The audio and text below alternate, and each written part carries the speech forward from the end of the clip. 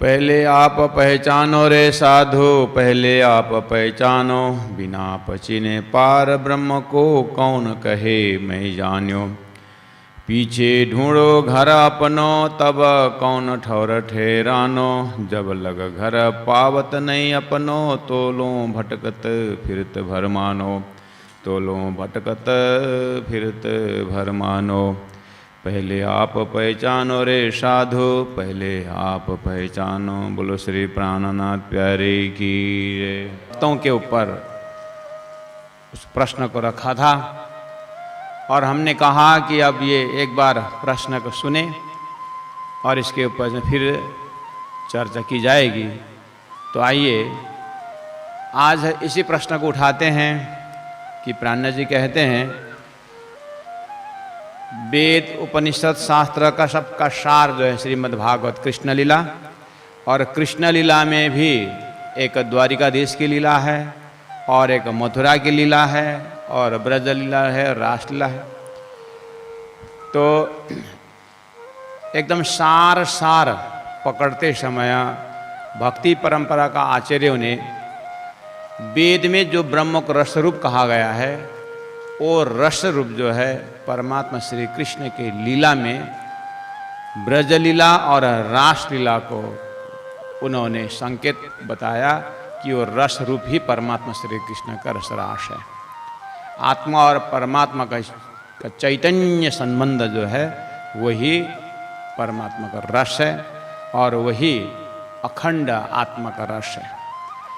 तो उसकी जो प्रस्तुति परमात्मा ने कहाँ दिखाई, तो बोलते हैं कि श्री कृष्ण के स्वरूप में होकर के वृंदावन में रासलीला में वो रस को प्रस्तुत किया। अब इस तरह से वो रसरास अखंड माना जाता है। अखंड शब्द आते ही ऐसा भक्तों को या ये जो आत्मस्वरूप में उतरने वालों को अखंड शब्द से ऐसा होता है कि ये शरीर संसार व्यवहार में दुख में जकड़े हुए को जब वो अखंड रास में जब आत्मा पहुंच जाती है, उसका जब चिंतन में जब आत्मा चली जाती है, तो अखंड शब्द से क्या होता है कि उनको जन्म मरण के इस दुख से वो ऊपर सहजता से उठते हैं। यही आस्था और ये धारणा है। ठीक है, प्राणनाथ जी महाप्रभु ने उसी को स्वीकार किया है, लेकिन अखंड शब्द से क्या वेद शास्त्र उसी भागवत में ही जब 4 प्रकार के प्रलय कहा गया है तो प्रलय के उस पार अखंड होना चाहिए। अगर महाप्रलय में सारा जो जितनी सृष्टि बनी है ये सृष्टि नाश बता रहा है, तो फिर ये अखंड रास कहाँ है? ये प्रश्न है। प्यारे भक्तजन महानुभाव सुंदर साथ जी, ये परमात्मा श्री कृष्ण अक्षरातीत श्रीदास जी महाराज ने सद्गुरु श्री देवचंद्र जी महाराज को 40 वर्ष की तपस्या के बाद दर्शन जब उनको हुआ, तो उस दर्शन के समय में एक यूनिक बात बताई है जो श्री कृष्ण प्रेमी धर्म का जो एक बीतक, जो एक इतिहास है। सभी संप्रदायों का अपनी अपनी इतिहास होती है। उस फाउंडर मेंबर अर्थात उस धर्म सिद्धांत का संस्थापक जो होते हैं, उन्होंने अपने जीवन में किस तरह से तपस्या की और किस तरह से उन्होंने उस सिद्धांत को रखा, उस इतिहास सभी संप्रदाय में होता ही है। ऐसे ही तारतम्य सिद्धांत में सद्गुरु श्री देवचंद्र जी महाराज की तपस्या और उन्होंने जिस तरह से शास्त्र को मंथन करते गए और अक्षरातीत परब्रह्म परमात्मा ने दर्शन दे करके उनके साथ जो शास्त्रीय विषय में जो बातचीत हुई, वो चीज़ को जब तक उस इतिहास को जब तक हम जानकारी में नहीं रखते हैं, उनके टीचिंग या उनको जो गाइड किया गया, परमात्मा ने जो उनको आदेश दिए, जो उन्होंने मार्गदर्शन दिया, उस चीज़ को जाने बिना ये किसी भी ये प्रश्न का समाधान है ही नहीं। तो आइए 2-4 मिनट में हम वो भी क्लियर कर दें। सद्गुरु श्री देवचंद्र जी महाराज को जब 40 वर्ष के समय तक में उन्होंने वेद शास्त्र उपनिषद सब श्रवण करने के बाद वेद व्यास जी ने जो भागवत संसार को दिया था उसको उन्होंने अक्षरशः 14 वर्ष तक जब श्रवण किए, जामनगर के श्याम जी के मंदिर में एक विद्वान भट्ट जी के मुखारविंद से 14 वर्ष कंटिन्यू दिन में 9-9 घंटा जैसे वो श्रवण करने लगे, तो उनकी श्रवण भक्ति जैसे पूरी हुई, परमात्मा ने कुछ परीक्षा भी की। तदुपरांत दर्शन, कौन स्वरूप ने दर्शन दिया? तो बोलते हैं वय किशोर अति सुंदर स्वरूप खेला जो वृंदावन। वृंदावन में जिन स्वरूप ने, श्री कृष्ण की किशोर स्वरूप ने जो रास रमी है, उस रसरास वाला स्वरूप ने दर्शन दे करके सद्गुरु देवचंद्र जी महाराज को कहते हैं कि हे देवचंद्र, तुम्हारी ये श्रवण भक्ति से मैं बहुत खुश हूँ, और श्रीमद् भागवत में जो रास का प्रसंग है उस विषय में तुम्हारी अंतरात्मा ये प्रश्न पूछ रहा है कि रास अखंड, रासलीला अखंड हो रही है, तो ये कहाँ हो रही है? आओ मैं तुम्हें उस जगह का दर्शन कराता हूँ। जैसे ही ये स्वरूप आगे बढ़ने लगा तो अभी तक जितने भी शास्त्रों में परम धाम शब्द, अक्षरधाम शब्द, सत्स्वरूप शब्द, केवल ब्रह्म का धाम और अखंड गोलोक, जितनी भी चाहे भक्ति मार्ग का शब्दावली हो, चाहे ज्ञान मार्ग के शब्दावली हो, सब का सब शब्दों का स्वरूप का और वो स्थान का दर्शन कराते गए।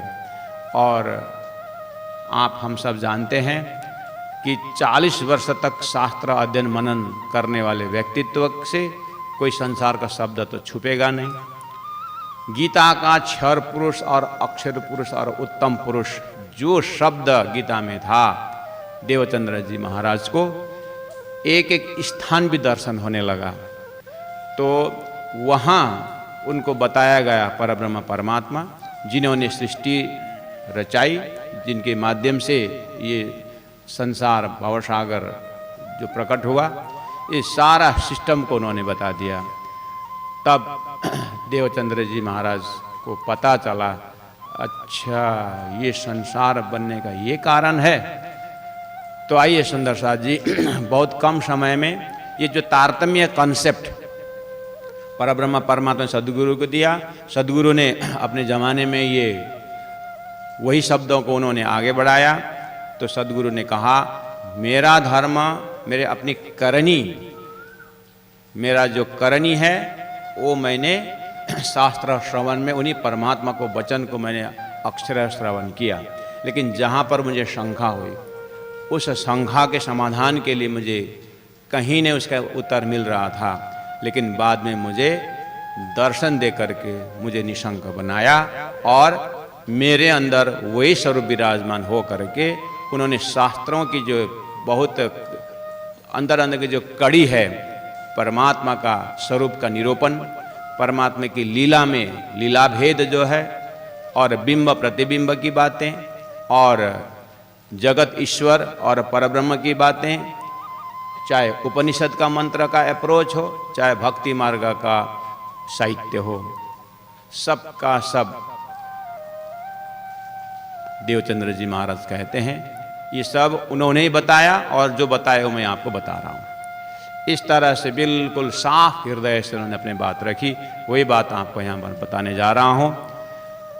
पहला इस तरह से हम लें कि परब्रह्म परमात्मा जो गीता में उत्तम पुरुष कहा गया है और वेदों में अक्षरातीत कहा गया है, तो अक्षरातीत परब्रह्म परमात्मा एक हम ये दिल में रखें।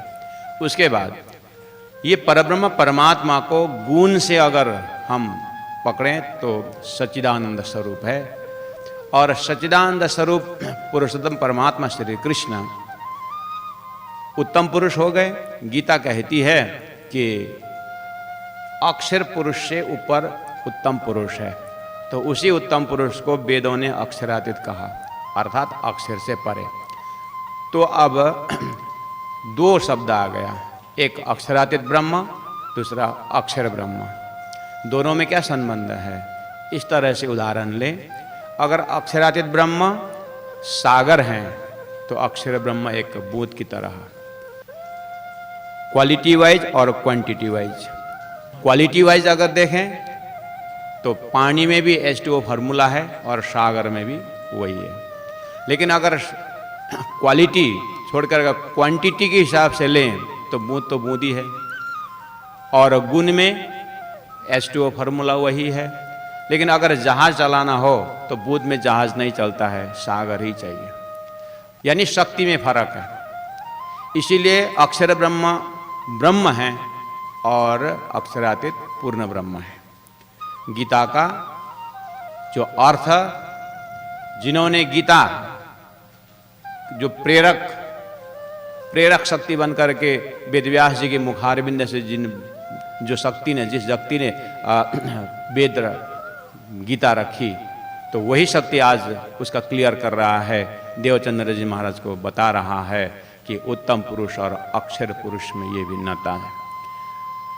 जब या तो शास्त्रीय अप्रोच में जाएं कि सच्चिद आनंद अनंत अद्वैत साकार प्रेम जीवन सुंदर, इन गुणों से परमात्मा परिपूर्ण है, ओतप्रोत हैं, तो उन परब्रह्म परमात्मा के उस गुणों में से खाली सत गुण उठाएं, और सत के अनेकों कला में एक कला अक्षर ब्रह्म। इस तरह से शास्त्रों में अक्षरातीत ब्रह्म और अक्षर ब्रह्म का अंतर बताया है। अब हम उन सत के अनेकों कला में एक कला अक्षर ब्रह्म के ऊपर जब चिंतन करते हैं तो परब्रह्म परमात्मा ने सद्गुरु देवचंद्र जी महाराज को कहा कि देवचंद्र, ये जो सृष्टि है ना, जो जहाँ पर तुम बैठे हो और जहाँ पर वेद शास्त्र उपनिषद तुमने अध्ययन किया ना, ये जो क्षर पुरुष कहलाता है। और क्षर पुरुष जैसे ही कहा देवचंद्र जी महाराज को, पूरा 14 लोग, देवी देवताएं और ब्रह्मा विष्णुमय शेष नारायण आदि नारायण सभी एक ही दृष्टि में उनको जैसे विजुअलाइज हो गया। तो दर्शन देने वाला स्वरूप कहते हैं, ये तो अक्षर ब्रह्म का सपना का स्वरूप है। और अक्षर ब्रह्म और ये जो नारायणी सृष्टि अर्थात ये क्षर पुरुष में क्या फर्क है? तो हे देवचंद्र, जैसे स्वप्न का स्वरूप और जागृत का स्वरूप, उस सत अंश अक्षर ब्रह्म के अंदर अंतस्करण में भी सत्स्वरूप ब्रह्म का धाम है, केवल ब्रह्म का धाम है, सबलिक ब्रह्म का धाम है, अव्यकृत ब्रह्म का धाम है। प्यारे सुंदर साथ भक्तजन महानुभाव, ब्रह्म शब्द जो है ना कोई स्टैच्यू नहीं है। ब्रह्म नित नित नवले रंग, वो तो परमात्मा, ब्रह्म शब्द तो बृहत शब्द है, वो चैतन्य स्वरूप है। इसीलिए वो लीला प्रिय है, उसमें अनंत लीलाएं हैं।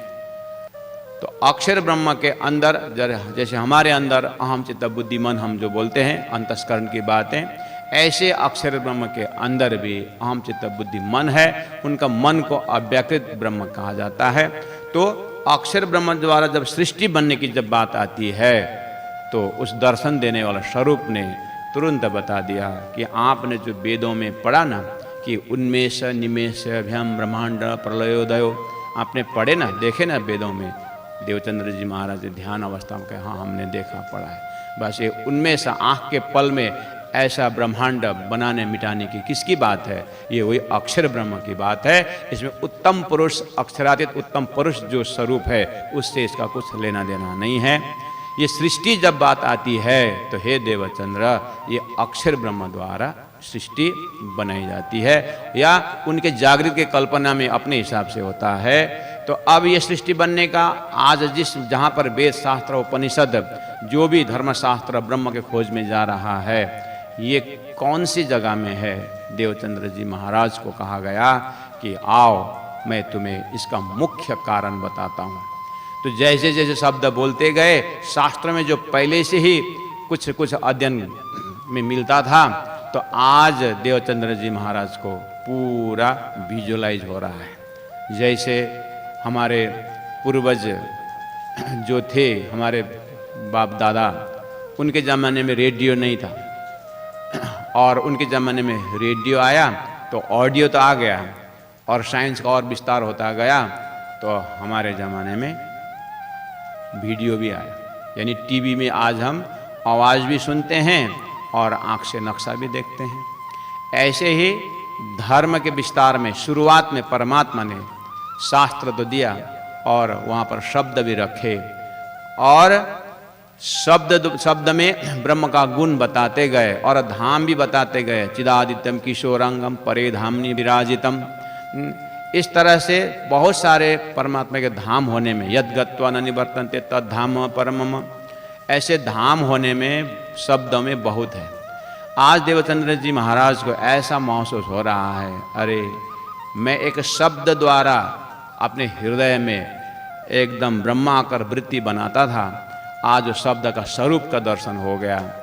तो अभी तक शास्त्रों में ऑडियो था और उस ऑडियो को लोगों ने बहुत सुना, संतों ने खोजी आत्माओं ने उसको सुनते आए। आज देवचंद्र जी महाराज को वीडियो हो रहा है, तो संपूर्ण शास्त्रों में बताया हुआ एक एक लोकेशन, एक एक देवी देवताओं का लोकालोक का वर्णन सब विजुअलाइज हो रहा है, देखते जा रहे हैं। और तो जब सच्चिदानंद परब्रह्म परमात्मा का दर्शन हुआ तो वहाँ पता चला कि ब्रह्म आत्मा जो हैं वो ब्रह्मधाम में रहते हैं, ईश्वरीय आत्मा जो है अक्षर ब्रह्म संबंधी आत्मा ये अक्षरधाम में रहते हैं, और अक्षर ब्रह्म जैसे स्वप्न में चले जाते हैं या उनका जो काल्पनिक ब्रह्मांड जो होता है वहाँ पर उनका काल्पनिक, उनके कल्पना से एक स्वरूप धारण हो जाता है और वो ईश्वर कहलाता है, और वो ईश्वर से और अनंत जीव पैदा होता है, जिसको कुरान में कुन्न हो जा करने पर सृष्टि हुई करके कहते हैं। और हमारे हिंदू शास्त्र में एको हम बहुश्याम, मैं एक हूँ बहुत हो जाऊँ ऐसी इच्छा की भगवान ने, और सृष्टि प्रारंभ हुई और सृष्टि रची गई। ये तो शास्त्रों में है। इसका महाकारण सद्गुरु महाराज को बताया गया कि साक्षात परब्रह्म परमात्मा शक्ति ने, कि उस दिव्य धाम में उन ब्रह्मात्माओं जो बिल्कुल ब्रह्म लीला में ब्रह्म स्वरूप स्वलीला द्वैत स्वरूप में परमात्मा श्री कृष्ण अक्षराति श्री राजी महाराज ब्रह्म लीला में रहते हैं, तो उसी लीला का उनका अपने अंश स्वरूप उन आत्माओं को उस 25 पक्ष परमधाम में अष्टप्रहर लीला के बीच में थोड़ी सी ये अक्षर ब्रह्म द्वारा किस तरह से सृष्टि रची जाती है, या अक्षर ब्रह्म किस तरह से ये खेल बनाते हैं, और एक नया खेल दिखाने की परब्रह्म परमात्मा के हृदय में इच्छा हुई। और अक्षर ब्रह्म हालांकि परमात्मा का ही सत अंश है, लेकिन अक्षरातीत परब्रह्म परमात्मा के धाम और उनकी लीला के विषय में अक्षर ब्रह्म स्वरूप को भी उतनी जानकारी नहीं है। इसीलिए अब अक्षर ब्रह्म को अक्षरातीत परब्रह्म परमात्मा की लीला को अनुभूति कराने के लिए, और अक्षरातीत परब्रह्म परमात्मा के जो ब्रह्मात्माएं जो धाम में है उनको अक्षर ब्रह्म को खेल दिखाने के लिए आज का समय माना जाता है। ये स्टैंडर्ड वर्ड है आज, कहने का मतलब कि परमात्मा बियॉन्ड टाइम एंड स्पेस करके जो वेद उपनिषद कहता है, समय से परे का मतलब है कि परमात्मा ने सारी सृष्टि उनकी जो अष्टप्रहर लीला है, सुबह 6 से 9, 9 से 12, 12 से 3, 3 से 6, और इस तरह से दिन का जो प्रहर होता है, और उसी अष्टप्रहर लीला में जहाँ ब्रह्म अपने ब्रह्मधाम में उन ब्रह्म चैतन्य आत्माओं के साथ जो ब्रह्म लीला जो निमग्न रहते हैं, और उसी आनंदमय लीला के बीच में ये थोड़ा सा अंतिम का अंतिम प्रहर का समय में 4:30 बजे का समय जैसे कहा जाता है, तो 4:30 बजे के समय में थोड़ी देर के लिए ये संसार अक्षर ब्रह्म को भ्रमित करके, अक्षर ब्रह्म को सपना में ले जा करके अब यहाँ सृष्टि शुरू हो जाती है। और ऐसे सपना का समय बहुत बीत गया, अब यहीं पर सत्य त्रेता द्वापर कली ये युग प्रारंभ होता है। और अब जो है जैसे अक्षर ब्रह्म ने अपना अस्तित्व को भूल गया और एक आर्टिफिशियल शरीर, एक सपना का स्वरूप खड़ा हो गया, उसी क्षण यहाँ पर क्षर पुरुष की जो स्वप्निक समय शुरू हुआ और इस स्वप्निक समय में सत्य त्रेता द्वापर कली, इस तरह से ब्रह्मा जी का 50 वर्ष तक बीतने वाली बात अब ये सब शास्त्रों में है। मुझे सिर्फ एक स्केलेटन तैयार कर रहा हूँ कि परब्रह्म परमात्मा ने अक्षर ब्रह्म को दर्शन देते समय ये जो सृष्टि कॉन्सेप्ट जो उन्होंने बताया, तो जो उनको जानकारी में आई, तो वहाँ से ही ये सारा शास्त्र वेद उपनिषद अवतारवाद का लोकेशन पता चलता है। उसी चीज़ को यहाँ पर जाहिर करने के लिए एकदम एक कम शब्दों में मैं इसको एक भूमिका बना रहा हूँ, जो अक्षरातीत परब्रह्म परमात्मा ने ही सद्गुरु देवचंद्र जी महाराज को ध्यानावस्था में आकर के जो बताए और उसी को आगे तारतम महामंत्र प्रदान करके तारतम ज्ञान में उसको समेट दिया। तो ये बात जो है सृष्टि कम तारतम इस तरह से बताता है कि ये जो संसार, जो जगत, जो ब्रह्मांड जो भी बोले, ये नारायण द्वारा उत्पत्ति होने में तो यही चीज को जब उनको दर्शन हुआ, अच्छा ये जो संसार है कि अक्षर ब्रह्म द्वारा कुछ समय के लिए इसको रचाया गया है। क्यों? परब्रह्म परमात्मा के ब्रह्म आत्माओं को इस संसार को अनुभव कराने के लिए। ठीक है, अब दर्शन में कहा गया कि इस तरह संसार में 3 सृष्टि है। एक जीव सृष्टि जो नारायण से उत्पन्न हुए हैं, और एक जो है उत्तम पुरुष ब्रह्मधाम से ब्रह्म आत्माएं यहाँ पर आकर के इतने लंबे समय से सृष्टि के अंदर कोई ज्ञान मार्ग में ज्ञानी होके जा रहे थे और कोई भक्ति मार्ग से पवित्र हो रहे थे। ऐसे पवित्र आत्माओं के अंदर उस ब्रह्म आत्माओं के सुरता प्रवेश होकर के अब यहाँ पर सृष्टि रचना को देखते हुए असज दुख अनुभव करके ये वापस अपने ब्रह्मधाम में जाने का प्रक्रिया है। उनके लिए सृष्टि रची गई है, उनके लिए शास्त्र बनाया है। सब सिस्टम देखने के बाद पता चला कि देवचंद्र जी महाराज को कहा गया कि अब देखो कि ये जो सृष्टि क्रम में 24 अवतार, ये सब 24 अवतार की बात, सत्य त्रेता द्वापर कली, इस तरह से अवतार बाद में कृष्ण अवतार को उत्तम अवतार मानने का सिस्टम है। देवचंद्र जी महाराज को उत्तम पुरुष परब्रह्म परमात्मा गाइड कर रहे हैं। देखो तुम शास्त्रों में देख के आए ना, कृष्ण अवतार, और कृष्ण अवतार में ब्रजलीला रासलीला करके भागवत में रखा है ना। देवचंद्र में हाँ वही मैं सुनते आया हूँ। हो ये रास जो ब्रजलीला जो रासलीला जो है ना, ये लीला वो परब्रह्म परमात्मा जो धाम से, ब्रह्म धाम से वो ब्रह्म आत्मा पहले ब्रजमंडल में आई, और उन ब्रजमंडल में उस ब्रह्म धाम को याद दिलाने के लिए परब्रह्म परमात्मा श्री कृष्ण अक्षरातीत श्रीराज जी महाराज अद्वैत ब्रह्मा श्री कृष्ण स्वरूप में होकर के 11 वर्ष और 52 दिन रहे, और वहाँ पर उन गोपियों के अंदर उन ब्रह्मात्माओं को सुरता प्रवेश करवाई गई। उसके बाद 11 वर्ष और 52 दिन तक ब्रजलीला हुई। उसके बाद वो ब्रजलीला को वहीं रख करके जैसा को तैसा रख करके अंदर से वो शक्ति जो सुरताएं थी उसको योग माया के ब्रह्मांड में लिया गया। और योग माया का ब्रह्मांड कहाँ रचा गया? तो कहा अक्षर ब्रह्म का जो अक्षर ब्रह्म की जो चित्त केवल ब्रह्म है, उस केवल ब्रह्म के अंदर केवल ब्रह्म की स्वामिनी के मन अंतस्करण में योग माया का ब्रह्मांड रचा गया, और वहाँ पर ये रास योग माया वहाँ रासलीला की। अब क्या हुआ? अक्षर ब्रह्म की इच्छा है अक्षरातीत के अंदर के लीला देखने की, तो रसरास जो रासलीला की गई वो अक्षर ब्रह्म को अक्षरातीत का अनुभव कराने के लिए है। इसीलिए अब अक्षर ब्रह्म को वो अक्षरातीत परब्रह्म परमात्मा का प्रेममय लीला उस अक्षरातीत ब्रह्म धाम में कैसे वो लीलाएं करते हैं उसका थोड़ा सा वहाँ पर अनुभव कराया गया, और उस अक्षर ब्रह्म के बुद्धि को वहीं पर प्रवेश करवाए थे। मतलब वो देख रहे थे तो रास रमते रमते उसी में जो अक्षर ब्रह्म के जो बुद्धि को या उसको जगा दिया गया अक्षरधाम में। जब अक्षर जग गया, अरे मैं जो धाम को देखना चाहता था, जो लीला को मैं अनुभव करना जो मैं चाहता था, वो ऐसी लीला है करके उनके जो बुद्धि सबलिक ब्रह्म में उन्होंने रास को अखंड कर दिया। और रास को अखंड करने के बाद जैसे हम सपना देख करके जग जाते हैं, और जगने के बाद सपना हमारे बुद्धि में अखंड हो जाती है और फिर हम सो जाते हैं। फिर सुबह जैसे उठते हैं तो सुबह हम बताते हैं कि हमने आज सपना ऐसा देखा।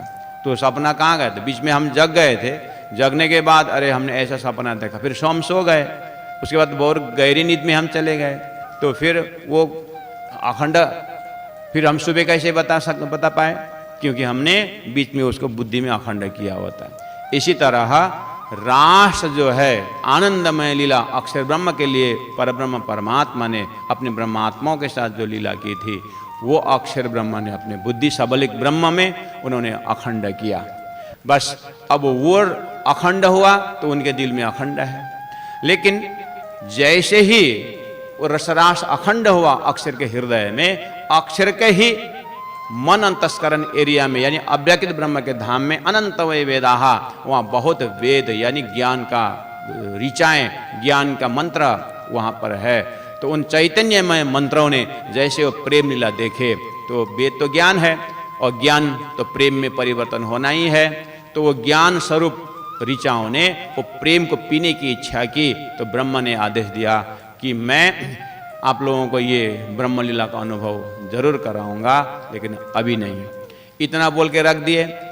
अब आइए, जो परमधाम के ब्रह्म आत्माएं, जो आत्माएं जितने भी ब्रजमंडल में आई थी सूरता के रूप में, ये रास मंडल में चली गई और रास का लीला जैसे पूरी हुई वो ब्रह्मधाम में ही वो सूरता रूप में चली गई और वहाँ जगी नहीं है, ब्रह्म के पास में है।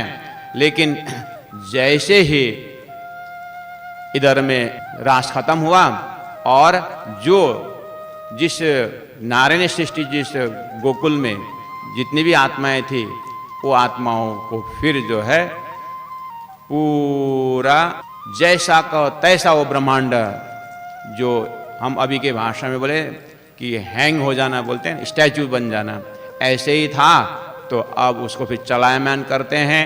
अब इसमें फिर ये ब्रह्मांड 11 वर्ष 52 दिन की रात्रि में रास हुई और उसी क्षण में फिर यहाँ पर इसी भूमि में यहीं पर योग माया का ब्रह्मांड जैसा का तैसा ही हुआ और यहाँ पर भी रास रची गई। अब ये रास क्यों रचा गया?